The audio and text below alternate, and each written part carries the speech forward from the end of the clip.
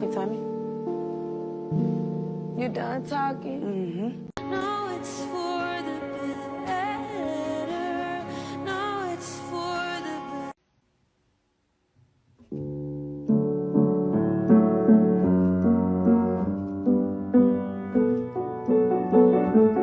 Tell your baby that I'm your baby. Swear the tattoos and your cool little scars, and you go out and you take your smoke breaks. It's fun, isn't it? But here's the thing: you're terrible at this. You're no good at it. Go faster, motherfucker. Keep going faster. Why are you? Kiss me on the mouth and love me like a sailor. When you get a taste, can you tell me what's my flavor? Don't believe in God, but I believe that you're my savior. I tried to make you cry.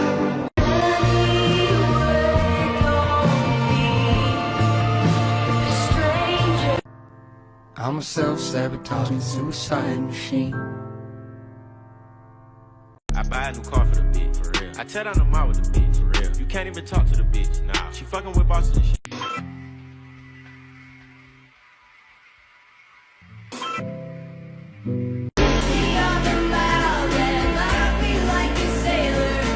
Tell me you have depression without telling me you have depression. You're gonna know what song I'm about to play within 2 seconds.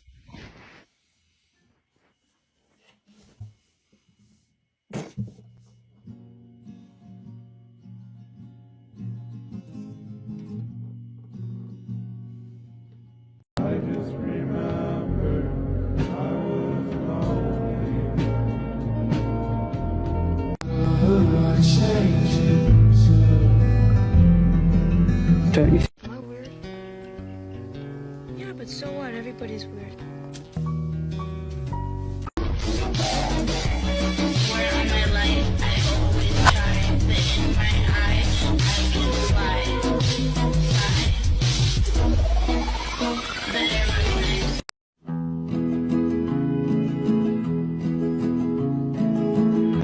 I can hardly feel anything. I hardly feel anything.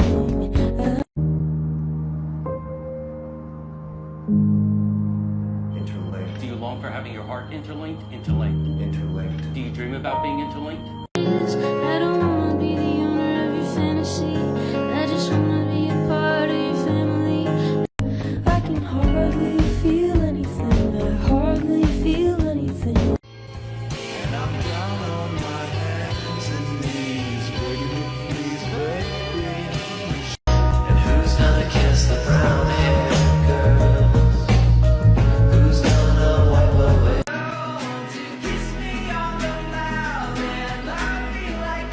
I see you as you see yourself through all the books you read, overwhelmed with guilt and realizing the disease. I'm sorry. Every single song is about you.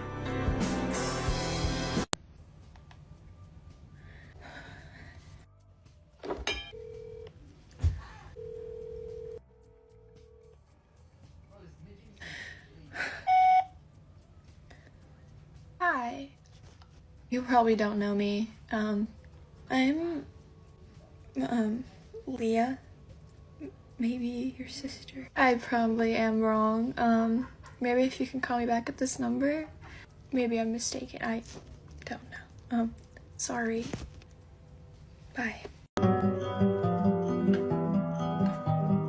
Chill in the kitchen of a city tune. No, it's for the better. No, it's for the better. Nothing is better sometimes. Once we've both said our goodbyes, and let's just because you're mad at me. Your new girl is my clone. Did you think I didn't see it?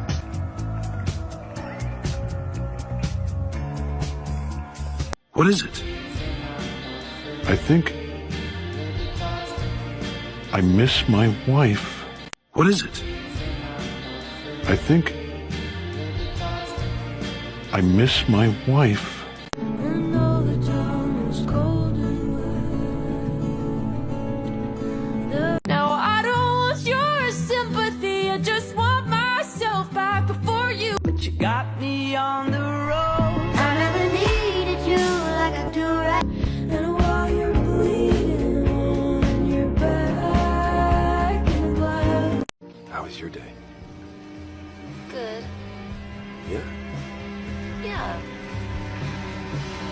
good.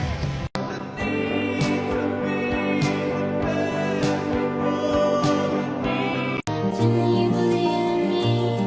You held me the whole way through. You were born bluer than a butterfly. You just start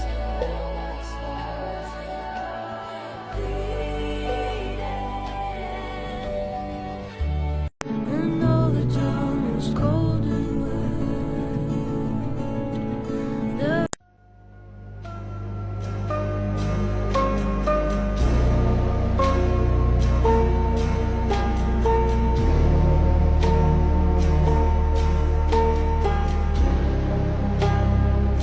Baggage, every page that I wrote you were on it. Feel you deep in my bones, you're the current. And I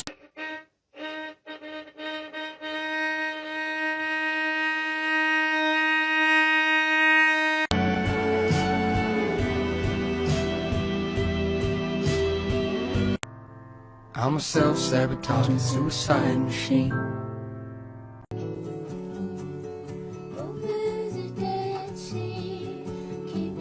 How was your day?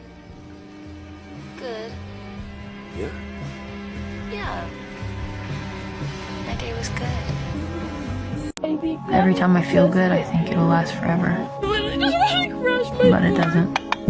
You find your whole days blending together to create. I don't want to be alone.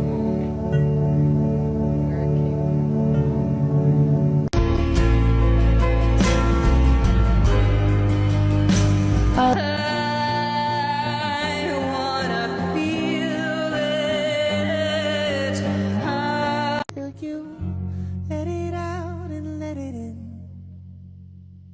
I'm tired of feeling like I'm fucking crazy.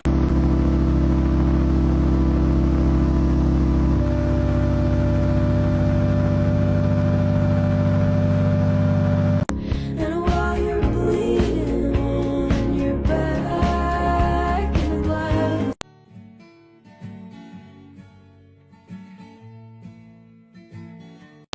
I don't want to have to go. Talk about what? We need to just talk Talk about it. What more is there to talk about? Why are you yelling at me? I'm not yelling at you. You're yelling at me. I'm not yelling at you. Yes, you are. So I will wait for the next time.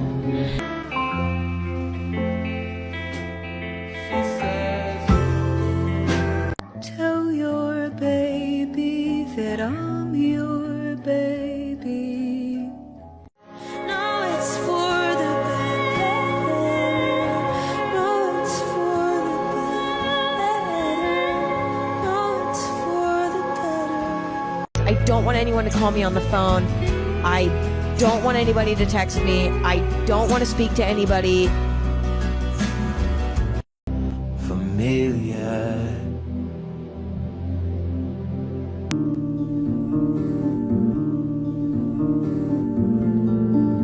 You're the most depressed person I've ever met, and excuse me for saying this, but I think you need professional help. So you're blowing me off because I'm a little depressed? Once you get through this life sucks phase, I'm sure lots of people will. All the times I waited for you to want me naked, I made it on the painless. Then am I the greatest? How is that possible?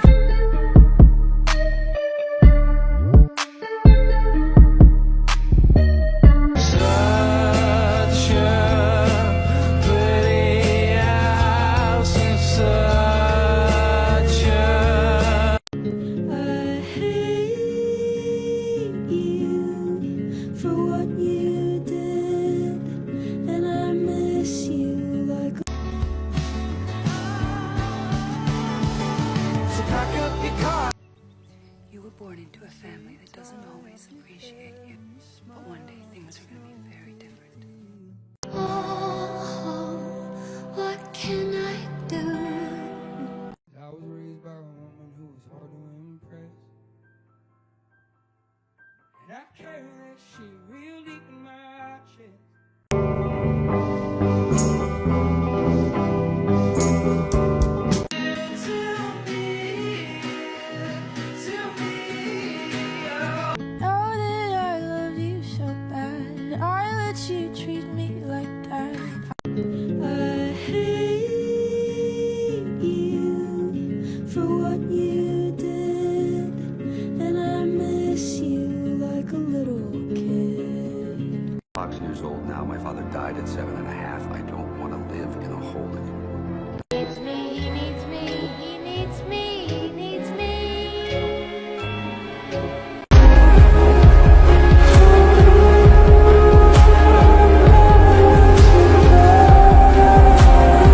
was young when depression sunk his teeth into her skin. She was in middle school when she went to her first mental health awareness assembly. She was in high school when mental health became popular.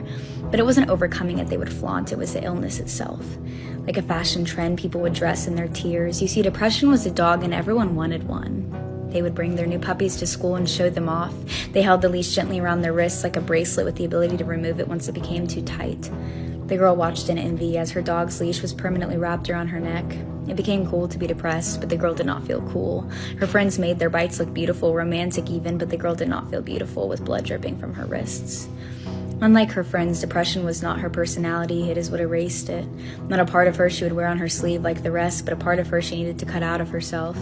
You see, depression is a dog, and it's a feral one, with yellow teeth and sharp fangs. And this is the problem with romanticizing mental illness. It becomes a puppy you wish to keep, to feed and to nurture, instead of the truth, the beast you wish to run from.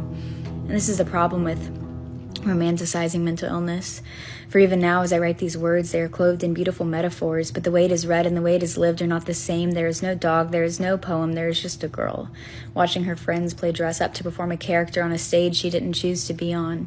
As the curtains are drawn and the sun sets, her friends go home, hang up their mask right next to their leash, get into bed for tonight's rest, while she can't put her depression on a hanger. She can't put her dog to sleep. She can't even close her eyes, not while she lays next to this beast. My anxiety eats me for breakfast, lunch, and dinner. It gnaws at my bones until I forget the taste of peace. I wake up with its weight pressed to my chest. I carry it with me through every hour. It devours my joy before I can even feel it. I watch the world outside my window, people laughing, living, breathing so freely, but my mind is a cage. The bars built from every what if, every mistake I've ever made, every future that terrifies me. My bed sheets hold me hostage, heavy like chains. I lie here while the world spins on without me. My bed becomes a sanctuary and a prison all at once, too scared to leave it, but too tired to fight. Anxiety pulls the strings, but depression follows close behind. One always follows behind the other, so anxious I can't breathe and so depressed I can't move. They dance together, interlinked, a suffocating weight I can't escape. The world feels distant, like it's no longer mine to hold, and I can't remember the last time I felt alive. I try to explain it, but no one understands how anxiety spins me out of control and depression drowns me. How do you outrun something that lives in your head? Anxiety is devouring my hope, and depression is swallowing me whole. But anxiety is always hungry, and I'm the only meal it knows. Can we just go back to the start? When I met you and you met me, when we were innocent, you were kind and I was naive. Can we just say hi for the first time once more? I promise I won't ask again. Can I tell you my favorite color is blue? Can you look at me how you did back then? Can we go back, please? Before the soft love turned tough, back when it was simple, back when I was good enough. I remember telling you I wondered what our first fight would be about. That was before your words turned sharp and all of our love turned to doubt. Now I fight for your attention, now I beg for your time. You used to love, I was a poet, now you scoff at every rhyme. I just want to feel loved once more. By you and only you. I want to hear I love you and actually believe that that word is true. If I could go back, I could love you better, but I could not love you more. But we can't, so now I sit like a dog waiting by the door, waiting for our love to return. But I know that's not how this works. So I'll say goodbye with tears in my eyes and hope to see you again. And while our love is gone, please know that in me, you'll always have a friend. She wasn't fat, but she wasn't skinny. She loved restaurants, but not more than she hated her body. She kissed boys, but didn't bring them home. She hated being home, but didn't know where else to go. She wasn't shy, but she hated small talk. She craved deep conversations, but would never open up. She hated living, but she didn't want to die. She loved laughing, but not as much as she needed a good cry. She wasn't a bad person, but she didn't feel good. She was always there for others, but herself never understood. She was always writing, and everyone read, but no one listened. She was both the life of the party and the loneliest in the room. She was always performing, but she hated the crowd. She was always quiet and her thoughts far too loud. She wasn't a rule follower, but she wasn't brave. She was always praying for others, but never for herself.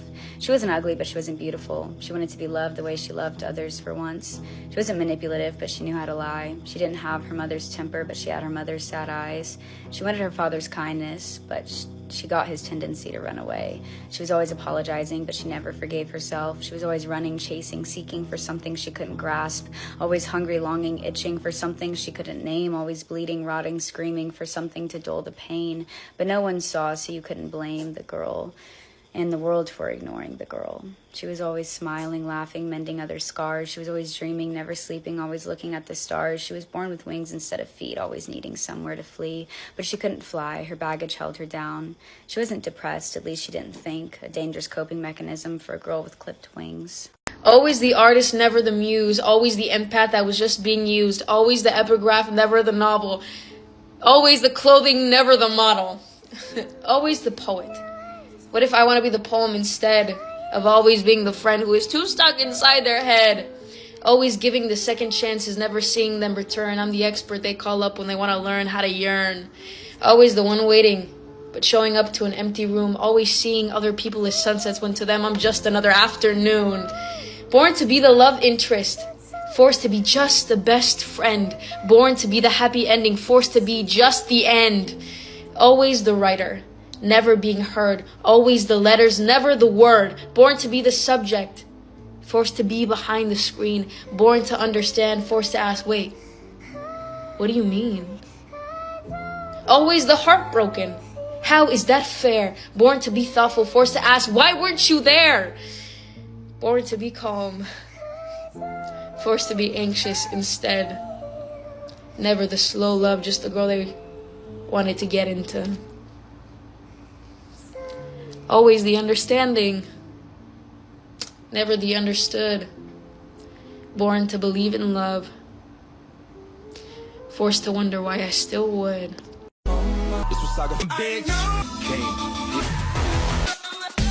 On July 22nd, 2015, dispatchers receive a 911 call. On the other side of the phone was a quiet, faint whisper that said, "My brother is attacking my entire family," followed by some rustling sounds, something that kind of sounded like a scream, until the call abruptly ended. This is just the reality of filming TikToks. We're in my car. Don't have time to film a video. What do? Pull over on the side of the road, film. Is that awkward? Are people walking by looking at me? Yes, it's awkward. Does that answer your question? Okay, because we don't have any time for any further questions. The Bever family massacre in 2015 in Oklahoma. The Bever family consisted of the father David, the mother April, 7 children. They all lived together in their family house in Broken Arrow in Oklahoma. The youngest child was still a baby. The oldest one was 18 years old. The family was really close. The children were homeschooled. April was a stay-at-home mom. David was a provider of the family. He would go to work, but the family would spend a lot of time together. They got along. It was really nothing unusual. 2 of the oldest sons were 18-year-old Robert and 16-year-old Michael. The 2 boys shared a room together. They spent a lot of time together, and they often stayed up late to play video games or just browsing the internet. Browsing the internet, however, really became a problem when Robert and Michael started using it to look up a lot of concerning information. Robert and Michael became obsessed with true crime. Now, before you say anything, let me stop you right there. I've said it before and I will say it again. There's a difference between finding true crime fascinating in the way that we do, because it is fascinating to try and understand how someone's mind can be so sick and twisted, allow them to commit these crimes, wanting to understand why someone's brain is so messed up. A completely different thing than wanting to look up the criminals because you look up to them. You look at them and you want to be them. That's a different thing. Michael and Robert became obsessed with infamous serial killers such as Ted Bundy and Charles Manson. They put people like them up on a pedestal. They looked up to them, they respected them, they loved them, but more than anything, they wanted to be them. Michael and Robert would stay up late researching crimes of serial killers, taking notes on their crimes, drawing pictures of what their crimes would look like if or when they decided to become infamous serial killers themselves. The boys would write out things that they would need to commit their crimes, such as ski masks, dark clothing, and different kinds of weapons that they could use to end the lives of many people. Not only that, but Robert, the 18-year-old, the older one, wrote down a goal. He had a goal that he wanted to end the lives of at least 500 people. Because he was older, he got a job, which means he started making money, which means that he could go out and buy the weapons and the things that he he needed to make their dreams come true. And that's exactly what he did. Robert, the older one, pitched the idea to Michael, the younger one, that they needed to come up with a plan to make their sick dreams come true, to make their fantasies come to life. It was time to make them a reality. How scary. These boys had a loving family. They were raised in a loving home. They had parents that loved them. They had 5 siblings that loved them, and they didn't care about anything other than setting out to go end the lives of people and destroy people's lives and bring nothing but danger and pain. Like, that's crazy. At one point, their parents did notice that the boys seemed like they were starting to collect knives, but the parents just kind of brushed it off as boys being boys. They didn't really think anything of it. Now we get to the night of July 22nd, 2015 at 11:30 p.m. when dispatchers had just received that haunting 911 phone call. Officers are dispatched to the Bever family house, and while standing outside of the house, they hear a voice say, "Save me, save me." They break down the door, enter the house, and all they see is blood. Blood seemed to be on every single surface of the house. Walls, floors, ceilings, and smeared all over the furniture, and blood obviously came from the victims. But it also seemed, by the way that it was spread out, that it was smeared around the house on purpose. Almost as if whoever did this wanted it to look as violent and heinous as possible. 13-year-old Crystal was lying in a pool of her own blood, covered in stab wounds. Her injuries were mainly around her throat, arms, and stomach. She was immediately rushed outside to paramedics. Next, they found the mother, 45-year-old April Bever. April had more than 48 wounds to the neck, head, torso, arms, and hands, and she had tragically lost her life. Right next to April was 12-year-old Daniel, the boy who had made that 911 call. He was also declared deceased on the scene, and he had 21 stab wounds to the back, shoulder, and chest. As officers continued to walk around the house, they found 3 more victims who were also tragically no longer alive. 54-year-old David, the father, he had at least 28 stab wounds to the torso, face, neck, left arm, and hand. 7-year-old Christopher, he was just a baby. He had 21 stab wounds to the back, chest, shoulder, and neck.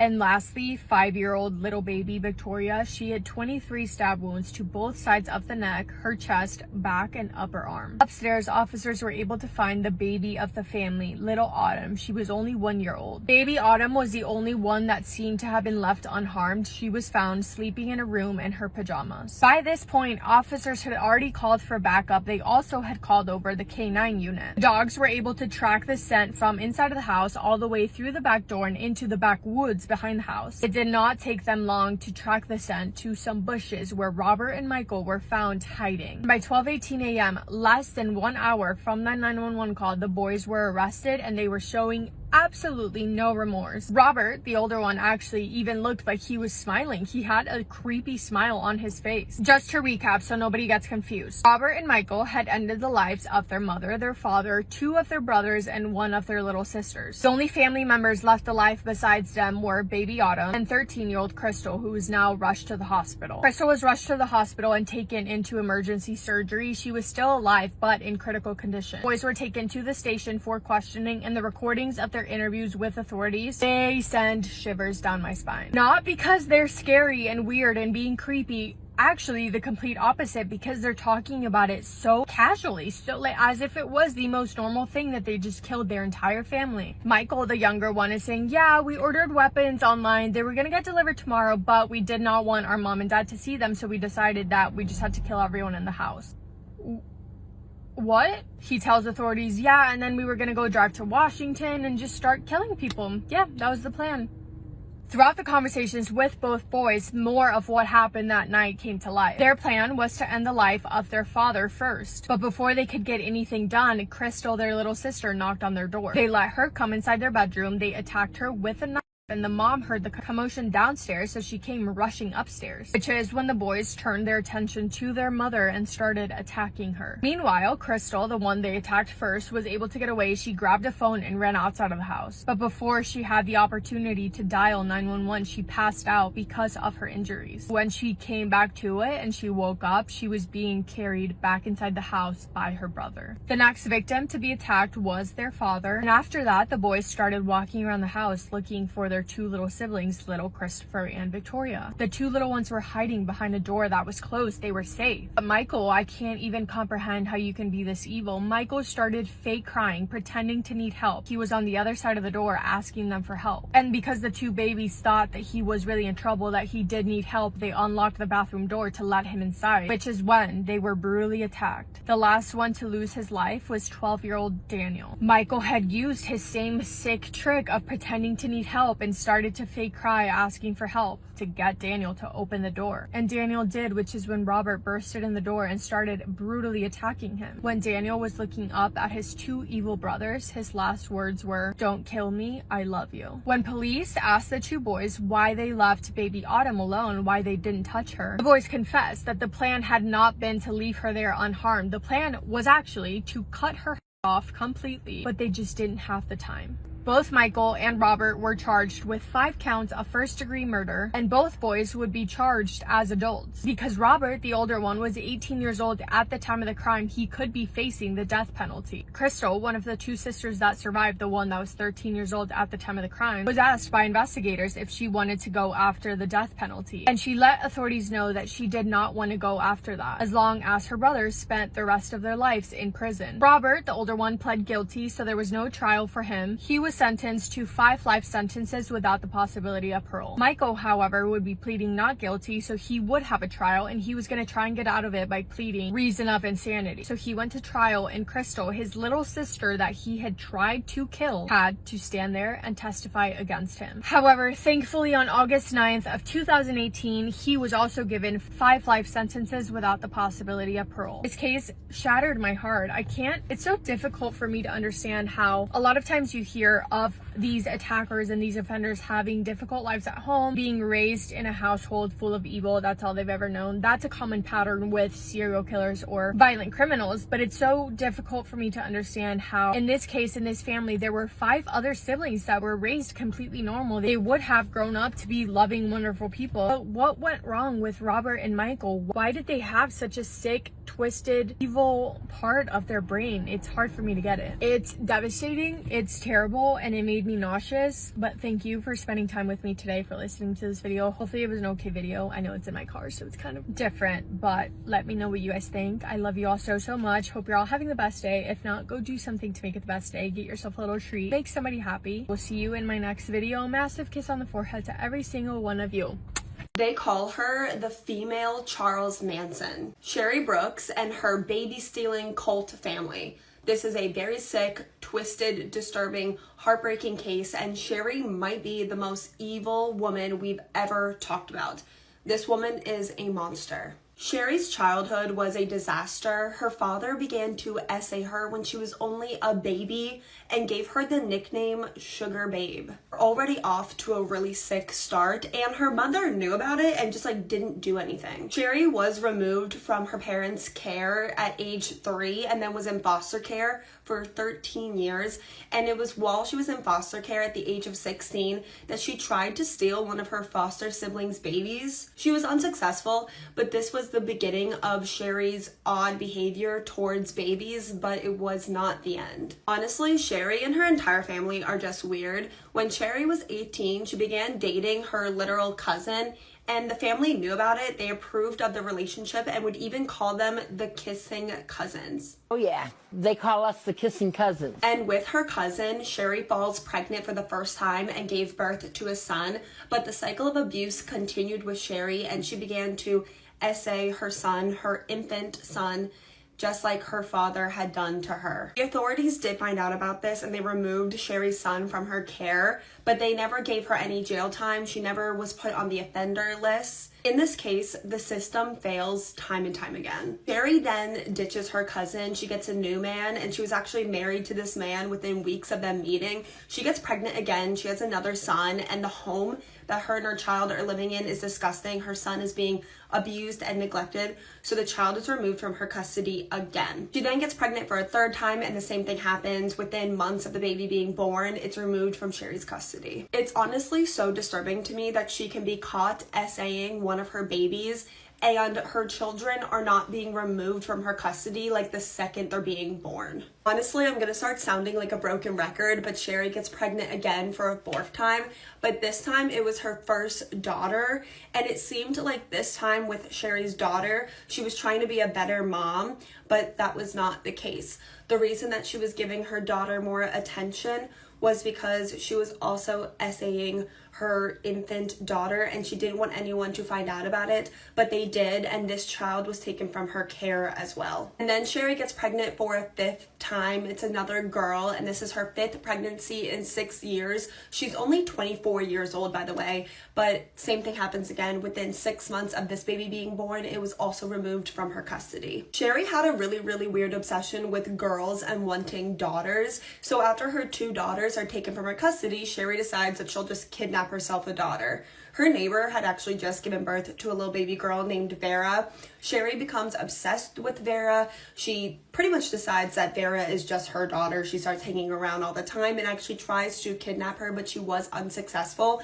But remember Vera, remember this child, because she will be very important in today's case. Sherry finds a new man. She has 4 more children with him. All of them were sons. So at this point, she has had 9 children, 5 of which were taken out of her custody for abuse and neglect, and at least 2 of those we know for 100% certainty was SA, and then she has 4 more children, and she's just able to keep them in her custody. And this is where Sherry Brooks's cult family begins. Because as her sons grew into teenagers, Sherry began to allow even more people to live with her in the home, and Sherry had complete control over all of these people. She was able to pressure anyone in her world to do exactly what she wanted. Despite being disgusting and evil and a monster, she was apparently quite manipulative and charming. They call us the kissing cousins. I don't see it, but let's continue. Sherry still had this obsession with wanting a daughter, having a little baby girl, so she began to force her teenage sons to get her a baby. And she did this by forcing her teenage sons, who were between the ages of 13 and 16 years old, to pretty much just sleep with teenage girls to get them pregnant. 2 of these girls did end up getting pregnant. The first one had a son, which Sherry had no interest in taking. She had 4 sons. She wanted a daughter. And the other girl had a miscarriage. So Sherry decided that she was going to find someone for her 13-year-old son, Zach, to impregnate. And if at this point you guys are like, this is really gross for me to hear, just know it's 10 times worse for me to have to say out loud. So Sherry picks a 19-year-old woman to be with her 13-year-old son. Yep, and it's even crazier because that woman was Vera, the baby that Sherry tried to kidnap so many years earlier. So let's take a quick pause to talk about Vera Jo Regal for a moment. So she was born with intellectual disabilities, and as an adult was said to have the mind of an 8 to 12-year-old, and at 11 years old she was repeatedly essayed by her own father, which landed him 20 years in prison. So when Sherry reconnects with Vera and offers Vera to come live with her and her family, Vera is excited and she accepts. She's finally gonna have this big family that she's always wanted, but Vera had no idea that Sherry's real motives were for Vera to be with Sherry's adolescent son, get pregnant with a baby that Sherry was planning on stealing. So Vera moves in with the family. She's there for a couple years, and then when Zachary is 16 and Vera was 22, Sherry forces the 2 of them to sleep together, which did result in a pregnancy with a little baby girl. At first, Sherry treated Vera very well up until Vera gave birth. Then from there, she completely cut off Vera from the outside world and eventually cut off Vera from even seeing her own child, because in Sherry's mind, that child was hers. And this is so messed up, but Sherry actually named Vera's daughter after Vera's father, the man that essayed her repeatedly when she was 11 years old, just to psychologically torture Vera. And then the torture became physical. I'm not even kidding. If you can think about the worst things you can do to a person, it was probably happening to Vera. At this point, Sherry had about a dozen people living in her house, and she had complete control over all of them, and all of them were encouraged to take part in the torture, the beatings, and the SA of Vera daily. And authorities were made aware of the terrible things that were happening in this house of horrors. They knew that a mentally disabled adult was being abused, and also that a baby was being raised in these terrible, disgusting conditions, and really nothing was done. Vera was also being starved, like insanely starved. She was getting no food, and one day she ate something that she wasn't supposed to, so Sherry decided that she had to die. Sherry actually ordered 2 of the people that were living in her house to do it, a 21-year-old named Danny and his 17-year-old girlfriend named Nicole, and both of them were eager to kill Vera because both of them are so sick, twisted, evil individuals. On March 26, 2011, Danny and Nicole lured Vera out of the house. It was the first time she left that house in years, and I'm pretty sure she knew what was going to happen to her. They lured her to a nearby train track where they viciously both attacked her with sharp objects before just leaving her on the train tracks. And when a train eventually did come by, the conductor notified the police that there was a body on the train tracks, and the police officers immediately recognized Vera, knew that she was living with Sherry Brooks because they had come to the Brooks household so many times before. First, Sherry tried to play dumb, but later Danny and Nicole both made a full confession and did say that Sherry was the one that ordered them to do it. Danny was sentenced to 40 years to life in prison, and his 17-year-old girlfriend received 23 years in prison, so she will be out when she's around 40 years old, just free to live in society. And if you're wondering if the other people in the house, but especially Sherry, got any charges for what happened, you know, maybe even conspiracy or accessory to murder charges, you would be dead wrong, because only a handful of people in the house got obstruction of justice charges, which got them anywhere from 30 days in prison to 5 years in prison. And Sherry pretty much walked away with no legal repercussions. It's the biggest FU ever because Sherry committed the worst crimes, the most vile crimes in the entire book, and got away with all of them. And Vera's daughter was adopted by a very, very nice family. She's about 14 years old now, and she sleeps every single night next to a photo of her mother, Vera. This case is so wild, it almost felt like I was telling you the plot of a movie, because I cannot believe that there's people like this out there and that they can just get away with all the awful things they do. If you watched the end of this video, thank you so much. I love you guys so much, and I will see you guys tomorrow.